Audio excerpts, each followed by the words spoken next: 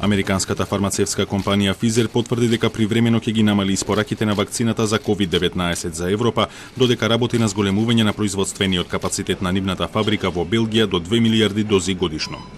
6 земји членки на Унијата веднаш објавија дека ова е неприфатливо и предупредија дека на тој начин се подкупува кредибилитетот на процесот на вакцинација. Шведска, Данска, Финска, Литванија, Латвија и Естонија веднаш побараа од Унијата да изврши притисок врз Pfizer да ги зголеми испораките. Поради тоа председателката на Европската комисија Урсула фон дер Лајен побарала гаранција од американската компанија дека ќе бидат испорачани договорените количества за првиот квартал.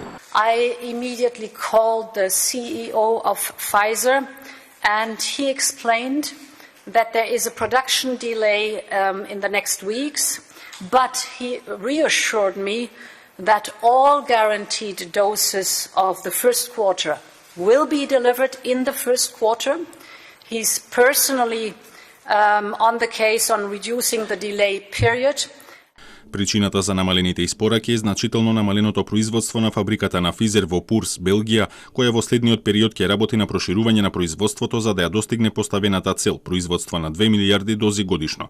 Намаленото производство нема да ги погоди само европските земји, затоа што фабриката во Белгија ги произведува вакцините кои се испорачуваат надвор од САД, односно за целиот свет. Such delays and issues are possible when global supply chains are stretched and pushed and demand is high throughout the rest of the world. Иако Европа не зависи само од вакцината на Pfizer-BioNTech, откако Европската медицинска агенција ја одобри за употреба и вакцината на Модерна, сепак се очекува недостатокот да го забави исполнувањето на програмите за вакцинирање. Ваквиот развој на настаните доаѓа само една недела откако Европската Унија и Pfizer договорија испорека на 600 милиони дози оваа година, двојно повеќе од првично договореното.